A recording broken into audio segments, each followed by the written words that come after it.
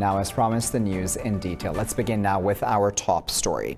At that meeting in New York, Pakistan's Prime Minister Imran Khan has informed Amnesty International's Secretary General Kumi Naidu about the humanitarian crisis in occupied Kashmir after India stripped the region of its autonomy on the 5th of August. The Prime Minister said India is not allowing human rights organizations to visit the valley, which has been under a curfew for 48 days. Khan lauded the role of Amnesty International for highlighting the plight of Kashmiris living in occupied Kashmir.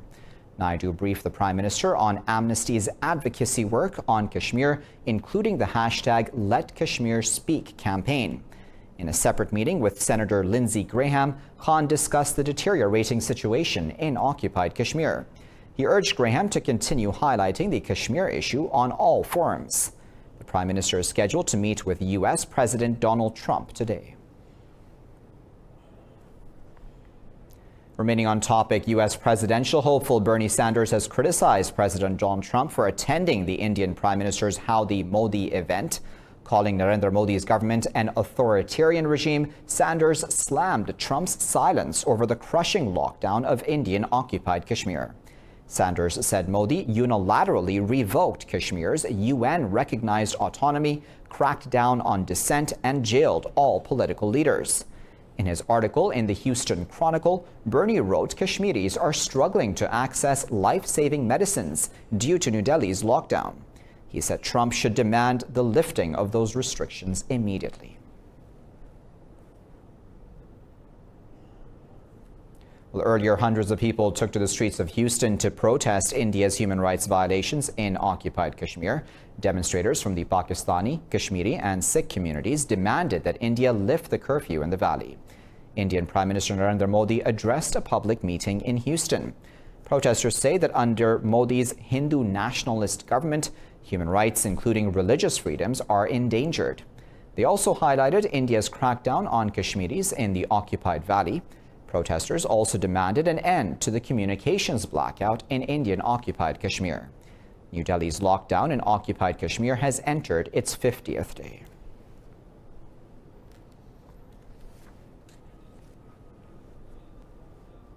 Well, in the U.S., Pakistan's Foreign Minister Shah Mahmood Qureshi says there is no military solution to the conflict in Afghanistan. He was briefing news reporters on the meeting between Prime Minister Imran Khan and U.S. envoy Zalmay Khalilzad. Qureshi said Khalilzad appreciated Pakistan's role in the Afghan peace process. He went on to say that the situation would deteriorate if warring parties don't hold a dialogue. The foreign minister said the Taliban and the Afghan government should hold talks for peace in Afghanistan. Meanwhile, the Taliban say U.S. President Donald Trump will be responsible for any bloodshed in Afghanistan. Taliban spokesman Sohail Shaheen said a Taliban delegation visited Beijing to discuss peace talks with China's special representative for Afghanistan. Shaheen said the group had reached an agreement with the U.S. to resolve the crisis in Afghanistan. Earlier, Russia called for the Doha talks to be resumed. U.S. President Donald Trump canceled those talks, with the Taliban after they killed an American soldier. Well, the Taliban say they have captured Jalrez district of central Maidan Wardak province after fierce fighting with government forces. The group's spokesperson Zabihullah Mujahid said 9 government soldiers were killed in that raid. Criticizing the upcoming elections, Mujahid called the process a game of elite politicians and a waste of money and time. He said after spending millions last time, the public vote was rejected and Afghanistan's president was appointed by the U.S. Mujahid called on Afghanistan's citizens, prominent figures, and political campaigns to boycott the presidential polls. In other news now, Britain has blamed Iran for attacks on the Saudi oil facilities. Prime Minister Boris Johnson says the UK will work with the US and European allies on a joint response. Speaking to reporters en route to New York, Johnson claimed Tehran is responsible. He said the UK will closely watch a proposal by the United States to do more to help defend Saudi Arabia. Johnson said he will discuss Iran's actions in the region with President Hassan Rouhani at the meeting. He will also push for the release of several dual national Iranians being held by Tehran. Earlier, Foreign Minister Dominic Raab said there is not yet enough evidence to fix responsibility for the attacks. Well, the Swedish owner of the British-flagged oil tanker says Iran may release the seized vessel in hours. The Stena Impero was captured 2 months ago by Tehran amid high tensions in the Persian Gulf. Speaking to media, the chief executive of Stena Bulk, Eric Hannell, says he has received information suggesting the ship will be released in a few hours. Hannell says the political decision has been taken to release the vessel, although the company's spokeswoman, Lena Albling, says the ship has not yet been freed. Iran's state media has confirmed it will release the vessel soon. In news coming out of Egypt, over 350 people have been arrested across that country in the latest wave of protests against President Abdel Fattah el-Sisi. Thousands of demonstrators came out in defiance of a government ban to demand el-Sisi's resignation. A huge crowd joined the demonstrations around Tahrir Square in Cairo. Those demonstrations come after self-exiled Egyptian businessman Muhammad Ali accused the president of corruption and demanded his removal. El-Sisi has dismissed those allegations, calling them lies. Such demonstrations are rare in Egypt, where unauthorized protests were effectively banned in 2013. In Yemen, 5 members of a family have been killed in government coalition airstrikes in Omran province. The Houthi-run Al-Masira TV reported the aircraft hit a mosque and adjoining house. Rebels say 2 of the family's children died in the attack. Yemen's military coalition has not yet confirmed the raid. Last week, rebels announced a halt to attacks on Saudi Arabia, saying the gesture is meant to start peace talks with the kingdom. The UN envoy for Syria says progress has been made on forming a Syrian constitutional committee. Geir Peterson says the committee will be rewriting the war-torn country's constitution. Peterson was speaking on his arrival in Damascus. The envoy is set to commence a new round of talks with Syria's Foreign Minister Walid al-Muallim. He was confident his latest visit would be successful.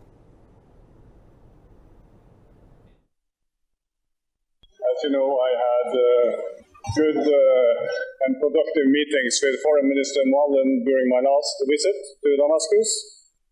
Since then, I believe I made some progress on the total package on the work that we are doing on the Constitutional Committee. Well, the Constitutional Committee would be made up of representatives of the Syrian government, the opposition, and civil society, with 50 members each. Well, Turkish and U.S. forces have conducted the 6th round of their joint helicopter patrols over a planned safe zone. The 2 countries' armed forces have already carried out 4 joint helicopter flights and a land patrol. Last month, Turkish and U.S. military officials agreed to develop a peace corridor in Syria to simplify the movement of displaced Syrians. They also agreed to clear the region of Kurdish fighters. In Israel, meanwhile, Arab lawmakers have backed the Blue and White Party leader Benny Gantz to be the next prime minister. The joint list, a bloc of Arab parties that came in third, says it wants to force Benjamin Netanyahu out of power. President Reuven Rivlin held consultations with party leaders to nominate a prime minister after no clear victor emerged from last week's elections. Benjamin Netanyahu's right-wing Likud failed for the 2nd time to secure a clear election victory. Rivlin suggested both Netanyahu's Likud and the Blue and White Party form a unity government. Benny Gantz has already rebuffed calls to join a coalition. This is the first time since 1992 that the majority Arab parties have endorsed a candidate for prime minister.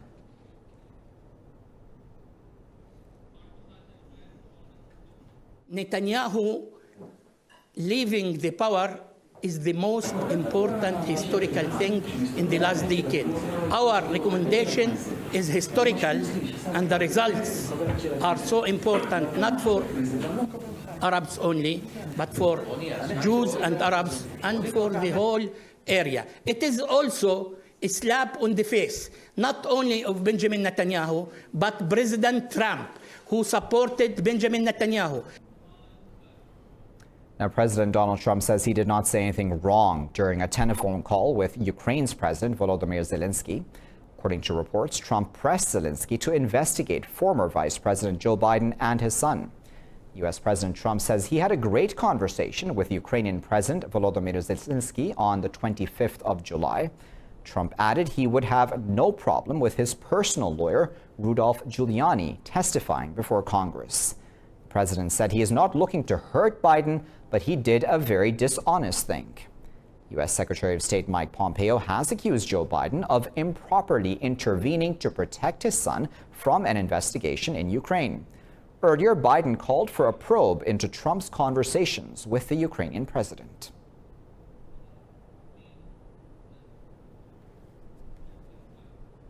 I'll be back after this break with plenty more news. Stay tuned.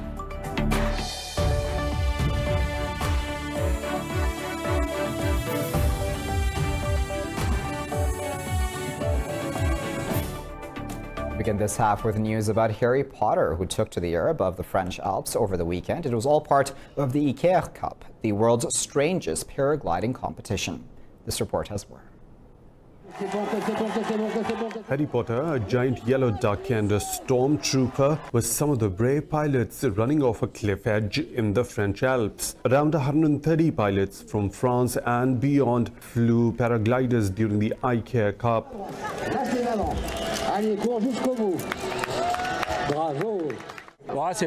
This is for fun. I mean, we fly all year. I have a flying school. I fly 200 hours per year. That's really for the spectators, to please them and to enjoy ourselves at the same time.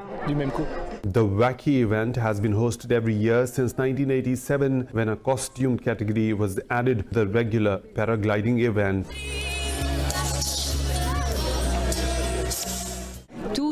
This is always a great feeling, always. This is our fifth edition. We come from Italy, so this is so beautiful to be part of this. Yes, we share an emotion with everybody, with people from France, with people coming from the other side of the hemisphere. Today marks the end of the three-day festival. Organizers estimate around 100,000 spectators attended the carnival. Well, a damning new UN report has warned the world is falling badly behind in the race to avoid a climate disaster. It is a result of increased warming, with the last 5 years set to be the hottest ever. More on that now in this report.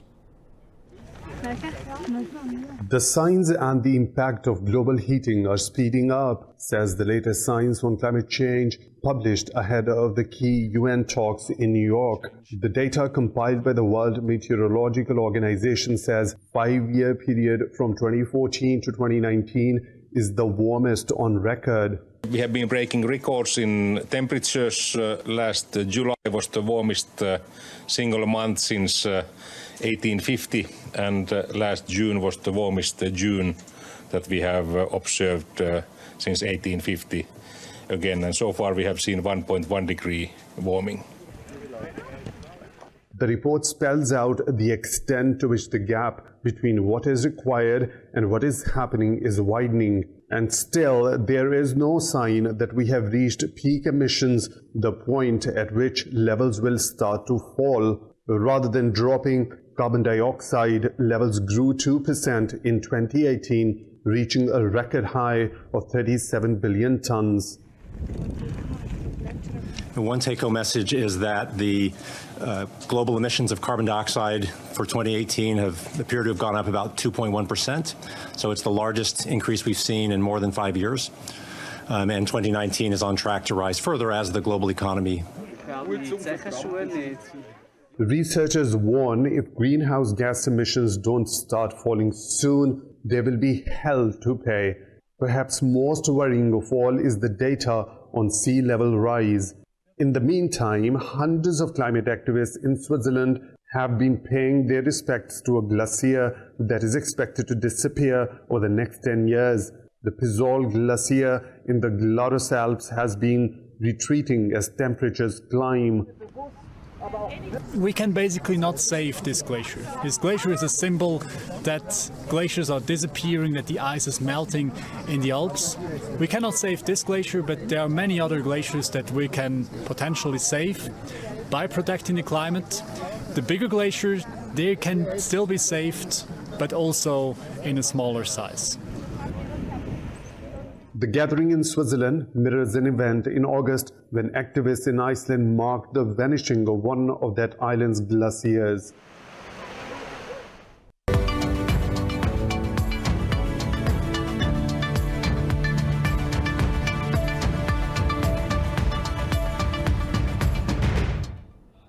Well, Thomas Cook, the world's oldest travel firm, has collapsed with over $2 billion of debt.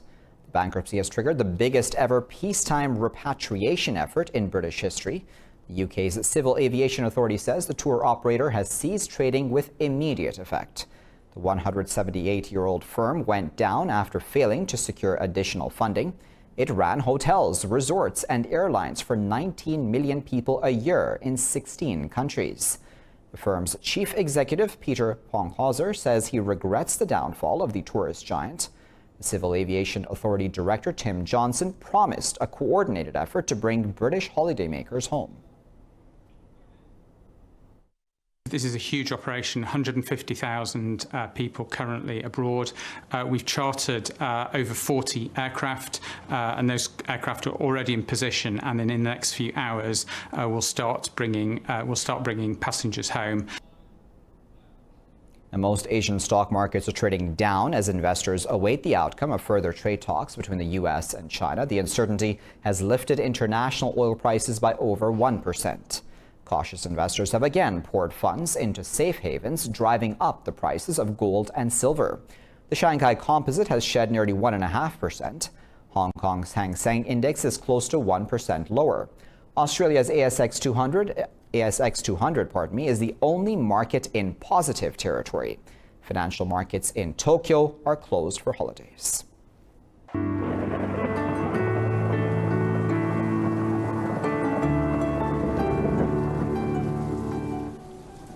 Time now to find out what the weather is like around the world.